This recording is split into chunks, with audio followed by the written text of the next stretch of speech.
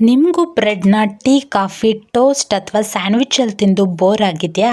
ಹಾಗಿದ್ರೆ ನಾನಿವತ್ತೊಂದು ಹೊಸ unique recipe ತೋರಿಸ್ತೀನಿ. ಇದನ್ನು ಈಸಿಯಾಗಿ ನಾವು ಮನೇಲೇ ಮಾಡ್ಕೊಬೋದು. ಇದಕ್ಕೆ ಜಸ್ಟ್ 2 ಪೀಸ್ ಬ್ರೆಡ್ ಇದ್ರೇ ಸಾಕು. ಮತ್ತು ಇದಕ್ಕೆ ಏನೇನು ಇಂಗ್ರೀಡಿಯೆಂಟ್ಸ್ ಬೇಕಂತ ನೋಡ್ಕೊಳ್ಳೋಣ. ಮೊದಲು ಒಂದು ಬೌಲ್ಗೆ ಸಣ್ಣದಾಗಿ ಹಚ್ಚಿಟ್ಕೊಂಡಿರೋಂಥ ಈರುಳ್ಳಿ, ಟೊಮೆಟೊ, ಕೊತ್ತಂಬರಿ ಸೊಪ್ಪು, ಒಂದು ಚಿಕ್ಕ ಹಸಿರು ಮೆಣಸಿನ್ಕಾಯಿ, ಹಾಗೆ 4-5 ಸ್ಪೂನ್ ಕಡಲೆ ಹಿಟ್ಟನ್ನ ಹಾಕೋಬೇಕು.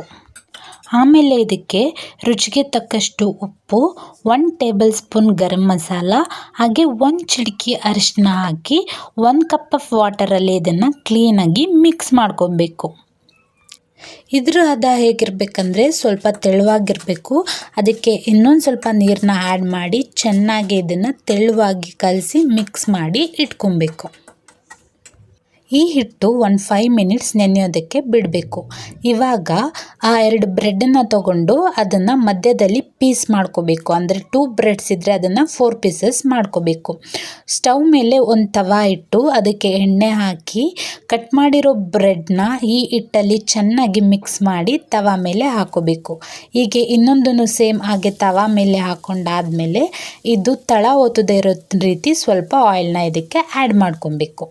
ಇದು ಒಂದು 2 ಮಿನಿಟ್ಸ್ ಕುಕ್ ಆದಮೇಲೆ ಎರಡನ್ನೂ ಫ್ಲಿಪ್ ಮಾಡಿ ಇನ್ನೊಂದು ಸಲ ಬೇಯಿಸ್ಕೋಬೇಕು.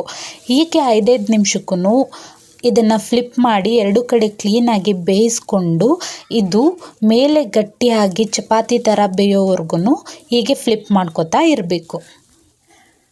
4-5 ಟೈಮ್ಸ್ ಹೀಗೆ ಇದನ್ನು ಫ್ಲಿಪ್ ಮಾಡಿ 2 ಕಡೆಯೂ ಸ್ವಲ್ಪ ಕ್ರಂಚಿ ಆಗೋವರೆಗೂ ಇದನ್ನು ಚೆನ್ನಾಗಿ ಬೇಯಿಸ್ಕೋಬೇಕು. ಇದು ರೆಡಿ ಆದಮೇಲೆ ಇದನ್ನು ಪ್ಲೇಟ್ಗೆ ಸರ್ವ್ ಮಾಡಿಕೊಂಡು ಕೆಚಪ್ ಜೊತೆ ತಿಂತಾಯಿದ್ರೆ ತುಂಬಾ ಚೆನ್ನಾಗಿರುತ್ತೆ. ಹಾಗೆ ಇದು ಎಷ್ಟು ಕಲರ್ಫುಲ್ಲಾಗಿದೆ, ಎಷ್ಟು ಸ್ಮೂತಾಗಿದೆ ಅಂದರೆ ತುಂಬಾ ಇಷ್ಟ ಆಗುತ್ತೆ.